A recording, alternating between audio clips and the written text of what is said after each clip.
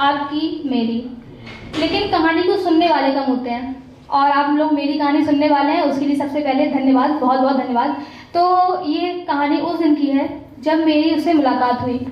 मुलाकात तो कई हुई थी बट वो थोड़ी अजीब थी। उसकी आंखों में शिकायतें बहुत और जैसे कुछ अजीब सा था। मैं समझना चाहती थी कि वो कहना क्या चाहता है, मैं उसकी आंखों को पढ़ना चाहती थी बट मुझे समझ नहीं आया। तब मैंने उससे पूछ ही लिया कि कुछ कहना चाहते हो क्या। मैंने जैसे ही पूछा उसने तुरंत बिना सांस लिए मुझसे बोला कि निशा, अब मेरी भोर तुमसे नहीं होती, मेरी भोर तुमसे नहीं होती, मेरे ख्यालों में तुम नहीं आती और मैं चाहूँ तो भी तुम्हारे बारे में सोच नहीं पाता और शायद मुझे लगता है कि अब मैं तुमसे प्यार नहीं करता।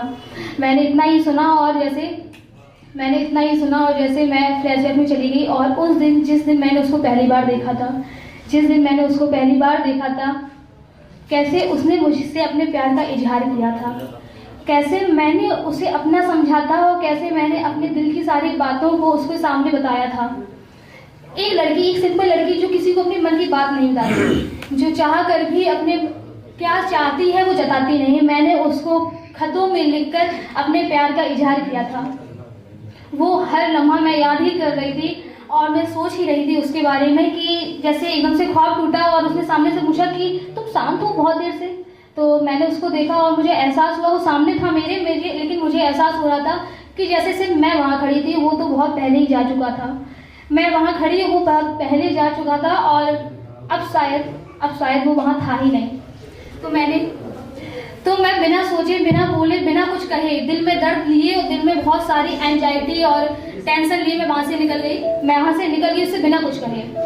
उसने मुझे शायद रोकने की कोशिश की लेकिन मैं चली गई क्योंकि वहाँ रोकने का मेरा कोई मतलब नहीं बनता था। तो जब मैं वहाँ से चली गई देन उसका एक दिन कॉल आया, बोला कि निशा तुमने उस दिन कुछ कहा नहीं, तुम कुछ कह सकती थी ना, तुमने कुछ जवाब नहीं दिया।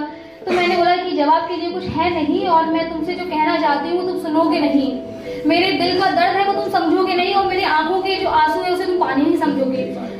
लेकिन मैं तुमसे एक चीज कहना चाहती हूँ कि प्यार तो तुमसे आज भी है, इसलिए एक चीज बताना चाहती हूँ कि शायद तुम सुनोगे। तो मैंने उससे कहा एक दिन जब लौटोगे थक हार कर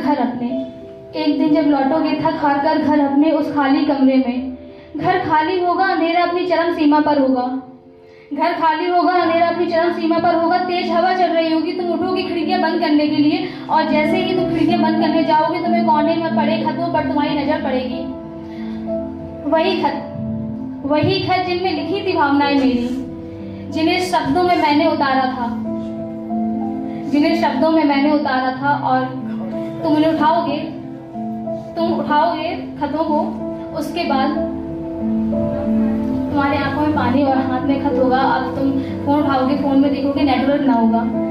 अब तुम्हारा मन जो चाहेगा वो तुम्हें स्वीकार ना होगा, क्योंकि तुम्हारा मन जो चाह रहा है ना, उस टाइम तुम्हारा मन चाहेगा कि मैं निशा को कॉल कर लूँ और उससे बात कर लूँ, लेकिन वो तुम्हारे दिमाग को स्वीकार ना होगा।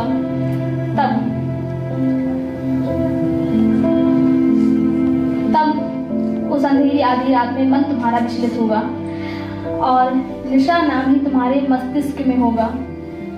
तब तुम्हें उस पीड़ा का एहसास होगा, वही पीड़ा जो जब मेरा दिल टूटा था तो जो मुझे पीड़ा हुई थी, उसी पीड़ा का एहसास उसे होगा कि सब कुछ होगा फिर भी कुछ खाली होगा, लेकिन नींद टूटेगी तुम्हारी और सुकून की अफसास होगी। दर्द का एहसास ना सही, कुछ पल का वो जीवन तुमने उस ख्वाब में जिया होगा। क्योंकि मैंने ये उससे इसलिए बोला कि मैं चाहती थी, क्योंकि मैं उससे प्यार करती थी, तो मैं चाहती थी कि वो इस दर्द का एहसास तो करे, लेकिन सिर्फ ख्वाब में, रियल लाइफ में नहीं, कि जो दर्द मैंने महसूस किया वो ना करे। तो कि सब कुछ होगा लेकिन मन तुम्हारा विचलित होगा। और मैंने इतना कहा, वो कुछ उससे पहले कुछ कहता, मैंने अपना फ़ोन लिया, फ़ोन कट कर दिया और अपने दर्द को अपने सीने में दबाकर मैं उससे दोबारा कभी बात नहीं की।